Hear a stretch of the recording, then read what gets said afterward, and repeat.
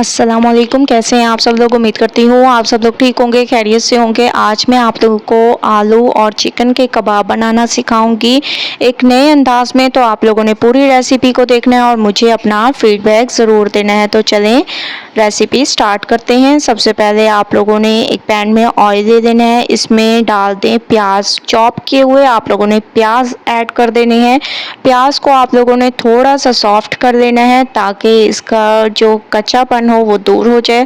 थोड़ा सा मैं इसको सॉफ्ट कर देती हूँ। प्याज हमारे सॉफ्ट हो चुके हैं। अब हम इसमें डाल देंगे 1 चम्मच काली मिर्चें, 1 चम्मच कुटी हुई लाल मिर्चें, हस्बे जायका नमक। ठीक है, ये 3 चीज़ें आप लोगों ने ऐड करनी है। अच्छी तरह से इसको मिक्स करना है, मिक्सिंग ज़बरदस्त किया करें।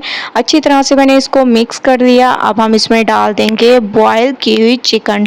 ठीक है, ये तकरीबन ½ kg तक चिकन है। इसके आप लोगों ने रेशे बना लेने हैं। तो इसके मैंने रेशे बना लिए और अच्छी तरह से इसको भी मिक्स करेंगे, क्योंकि जब जिस चीज़ में भी आप लोग चिकन डालें तो थोड़ा सा चिकन को फ्राई कर दिया करें ताकि इसका जो स्मेल होती है वो ख़त्म हो जाए और आप लोग काफ़ी अरसे तक इसको फ्रीज़ भी कर सकते हैं। 1 महीना 2 महीने तक इनको फ्रीज़ भी कर सकते हैं। अब हम इसमें डाल देंगे हरा धनिया और बारीक कटी हुई हरी मिर्चें। ठीक है, खूब सारा हरा धनिया डाल देंगे और बारीक कटी हुई हरी मिर्चें डाल देंगे। इन तमाम चीज़ों को आप लोगों ने बहुत अच्छी तरह से मिक्स करना है। जैसे कि मैं आप लोगों को हमेशा से कहती हूँ कि मिक्सिंग ज़बरदस्त किया करें। इसी पे डिपेंड करता है कि आप लोगों की चीज़ कैसे तैयार होगी। ठीक है, तो मैंने इसकी बहुत ज़बरदस्त मिक्सिंग कर दी ऐसे। ठीक है, अब हम इसमें डाल देंगे बॉयल किए हुए आलू। ठीक है, आलूओं को अच्छे तरीके से बॉयल करके ठंडा कर लेना है, उसके बाद इसको मैश कर लें। ठीक है, ज़बरदस्त तरीके से आप लोगों ने आलूओं को बॉयल करके मैश कर लेना है।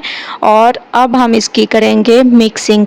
यहाँ पर आप लोगों की थोड़ी सी मेहनत लगेगी। जब मिक्सिंग का स्टेप होता है तो मेहनत आप लोगों को करनी पड़ती है। ठीक है, तो इसकी मैं ज़बरदस्त तरीके से मिक्सिंग कर लेती हूँ। उसके बाद आप लोगों को लेके चलूँगी इसके नेक्स्ट स्टेप की तरफ। तो 2 मिनट मैं इसकी मिक्सिंग कर लूँ।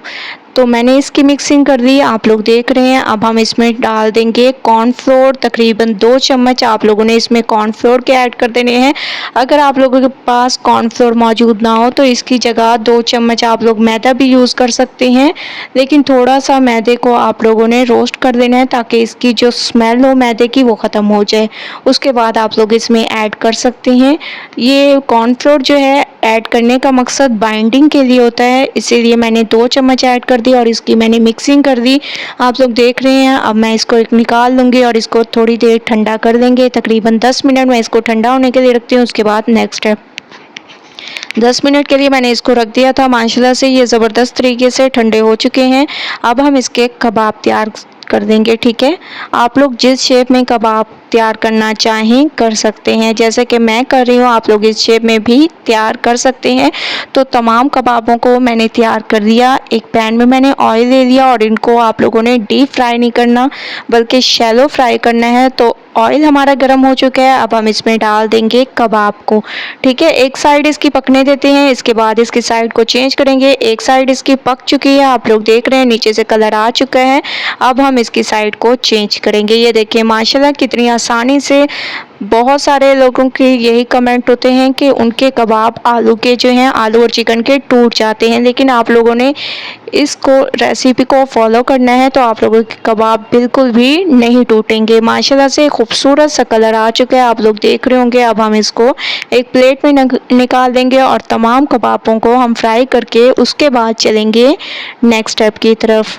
तो माशाल्लाह तमाम कबाब फ्राई हो चुके हैं, आप लोग देख रहे हैं। इसकी फाइनल लुक बहुत ही ज़बरदस्त तरीके से ये तैयार हुए हैं। एक बार आप लोग इस रेसिपी को ज़रूर ट्राई करें। रेशेदार ये हमारे तैयार हुए हैं। एक मैं आप लोगों को तोड़ के भी दिखाती हूँ। ये देखिए माशाल्लाह बहुत ज़बरदस्त। एक बार इस रेसिपी को ट्राई करें, मुझे अपना फीडबैक ज़रूर दें। रेसिपी पसंद आए लाइक करें, शेयर करें। अल्लाह हाफिज़।